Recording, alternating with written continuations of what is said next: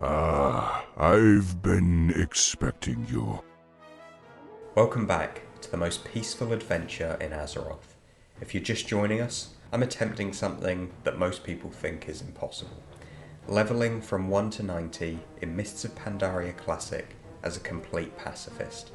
No attacking, no killing, no violence whatsoever. Just a Tauren druid, some flowers, and an unhealthy obsession with mineral deposits. Last episode was rough.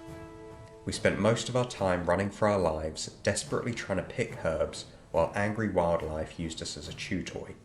But by the end, we'd found our groove in Durotar, and reached level 6 with cat form. Today, we're going to see just how far this peaceful philosophy can take us, and trust me, the results might surprise you. We're picking up exactly where we left off, running our tried and true loop from Razor Hill to Sen'jin Village and back again. This route has become our bread and butter for two crucial reasons. First, most of the wildlife here consists of neutral boars who couldn't care less about a flower-picking Tauren, and second, there's an absolute abundance of herb and ore nodes scattered throughout. It's the perfect combination for our unconventional challenge. Now, I know what you're thinking, surely running the same route over and over gets mind-numbingly boring. Well, yes and no. While the scenery doesn't change, every level we gain makes the whole process significantly more manageable, and there's something oddly satisfying about perfecting your route efficiency. Here's something interesting that I touched on last episode but want to dive deeper into: the level difference mechanics in WoW. You see, the more we outlevel the mobs around us, the smaller their aggro radius becomes. This means we can get closer to hostile creatures without them wanting to attack us. This is especially crucial for mining, because unlike herbalism, mining takes us 1.5 seconds to do, which can be easily interrupted by any incoming damage. One angry scorpion is all it takes to ruin a perfectly good copper vein gather. Before we dive into the hardcore number crunching, I need to come clean about something that's been bothering me. You see, our character's name, Pacifist with 2 S's, wasn't some cleverly intentional quirk. No, I just completely butchered the spelling when I created the character, and I was so excited that the name wasn't taken that I didn't even notice the typo. It wasn't until I was uploading the first video that I realised my error. Part of me considered re-rolling, but honestly I've grown attached to it. There's something charmingly imperfect about it that feels appropriate for this whole ridiculous endeavour. So for those of you wondering if this was an intentional misspelling, now you know the truth. I'm apparently better at avoiding combat than I am at spelling basic English words. Because I'm a bit of a data nerd, I've been meticulously tracking exactly how much experience each node gives us relative to our level. The results are interesting in that uniquely nerdy WoW way. We started needing 400 experience to reach level 2, with each gather giving us 11 XP. That meant 37 gathers per level. Not bad, right? But here's where it gets interesting: the experience requirement scales up, but not linearly. For level 7 we needed 60 gathers, for level 8 63, but then for level 9 it jumps up to 70 gathers, a noticeable spike that had me worried about the long-term viability of this strategy. You can see from the data that there's a gradual increase in the grind, but here's the beautiful thing about being a druid in this challenge: we keep unlocking new abilities that make us faster and more efficient. It's like the game is rewarding our dedication to peace with increasingly powerful tools for avoiding conflict. I installed an add-on called Gathering by Hydra Mobs to track our progress more precisely. The data it provided was genuinely encouraging. We were pulling in roughly 300 gold worth of material per hour whilst gaining about 3 levels. That's not just sustainable, it's actually pretty profitable. In less than 2 hours of focused grinding, we rocketed from level 6 to level 10. Compared to the agonising crawl of the first episode, this felt like warp speed. Level 10 was a big milestone because it unlocked our talent tree, and given our complete inability to use offensive spells, I chose Feral Specialisation, hoping that it would enhance our shape-shifting forms down the road. With our newfound level advantage, I decided to test a theory. maybe Mulgore would be more manageable now that we'd significantly out-leveled everything there. So I made the journey back to our original zone to see if the higher levels had transformed this death trap into a viable farming location. Spoiler alert, I was completely wrong. Mulgore is still a terrible place for pacifist gathering. The nodes are spread too far apart, every single mob is hostile, and the terrain makes efficient routing nearly impossible. So after just one lap around this zone, I remembered exactly why I fled this place originally. A quick Hearthstone later, I was back in the welcoming embrace of Durotar, vowing never to doubt my instincts again. Before we continue our levelling spree, I took a moment to check the auction house profits, and wow, our peaceful enterprise was paying off handsomely. With our accumulated wealth, I made some crucial upgrades that would pay dividends going forward. First up, bigger bags. Nothing kills your grinding momentum like constantly running out of inventory space. So I grabbed the largest bags I could find, but the real game changers were the enchants I picked up. The Gatherer enchant went on our gloves, providing both a +5 skill to herbalism and mining, and more skill means we get access to higher level nodes a little bit earlier. This keeps up our experience gains as we level. But the real MVP was the Earthen Vitality Boot enchant. It gives some extra stamina, but also an 8% movement speed increase. That sounds nice, but not revolutionary, right? Well, here's the beautiful part. The speed boost doesn't just stack additively with the other movement increases, it multiplies them.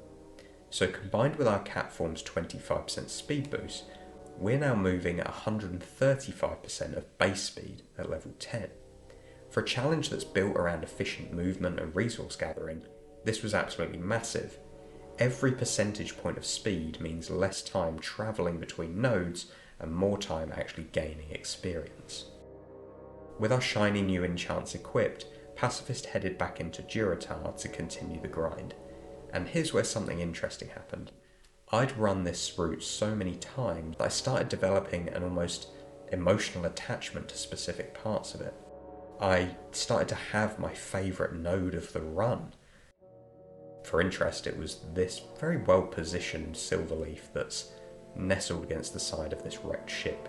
You have to squeeze under the beam just right, and then you see it poking its little head out at you at the other side, like the game's rewarding you for finding the perfect angle.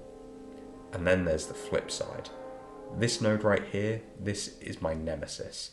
It's awkwardly positioned, you have to time it perfectly with the patrolling Scorpion's movement pattern, and if you mess up the timing even slightly, well, you end up as Scorpion food. I realise how utterly deranged this sounds, but when you're spending hours running the same route, you develop these weird personal relationships with individual resource node. Each one has its own personality, its own quirks, its own challenge, its own little victories. From around level 13, something magical happened. I'd got the route down to an absolute art form. Every turn optimised, every mob pattern memorised, every node approached perfectly. In roughly 90 minutes of focused farming, we hit level 15, unlocking our first talent point. There was absolutely no competition for where this was going. Feline swiftness.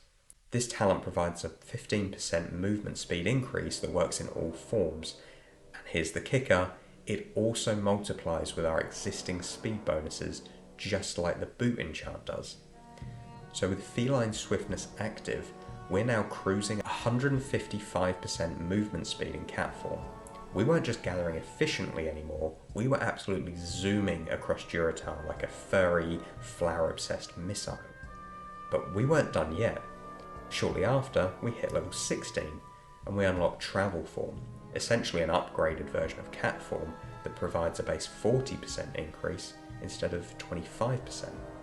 Combined with all our other bonuses, we are now moving at a blistering 174% of normal speed. This speed boost transformed the entire challenge. Mobs couldn't even begin to catch us anymore. We could zip between nodes so quickly that the experience was flowing in faster than ever. The gold from our materials was also piling up nicely, and everything was going perfectly. And then I noticed something concerning. As I was checking my experience gain, I realised that the XP wasn't scaling with our level anymore. And there it was, the inevitable reality check. It turns out that gathering experience has a cap. The amount of XP you get from each node rises to a certain point as you level, then it starts to plateau and eventually decreases.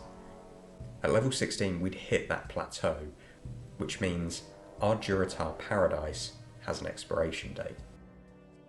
To test this theory, I took a scouting trip to the Barrens to see how higher level nodes compared. The results were encouraging. The nodes there were more spread out and the terrain less forgiving, but we were getting about 20% more experience per gather, and this gap was only going to continue to widen as we continued levelling. At this point the writing was on the wall. Our Durotar days were numbered. Soon we'd need to venture into more dangerous territories with higher level resources, which meant more aggressive mobs, more complex terrain, and potentially more creative solutions to stay alive whilst maintaining our pacifist principles. For now though, our time grinding in the ore control starting zone has been an absolute blast. We've watched the levels fly by, seen our speed bonuses stack into something genuinely impressive, and built up a nice little fortune from our peaceful enterprise. Most importantly, we've proven that this crazy challenge isn't just possible, it might actually be efficient. But I can already see the next phases of the challenge looming on the horizon. The Barrens won't be as forgiving as Durotar, the mobs will be more aggressive, the nodes more contested, and the terrain less predictable. We'll need to scout out new areas, adapt our strategies, and probably face some setbacks along the way. But that's the beauty of this challenge. Every zone will present new puzzles to solve, new efficiencies to discover, and new ways to prove that sometimes the most radical act in a world full of warfare is simply refusing to fight. Next episode we're going to need to expand our horizons. The Barrens await, along with their infamous chat channel, more dangerous wildlife, and hopefully some lucrative new gathering opportunities. Well, that's episode 2 in the books. We've gone from level 6 to level 16, mastered the art of speed stacking, and proven that with enough determination and the right route optimization, even the most unconventional leveling methods can be surprisingly effective. 16 levels down, 74 to go. Thank you for being part of this pacifist journey towards enlightenment through aggressive flower picking. If you're enjoying this peaceful revolution, then look out for the next video, because trust me, the best is yet to come. See you in the next one, fellow pacifists. May your herbs be plentiful and your ore veins unguarded. Go with peace, friend.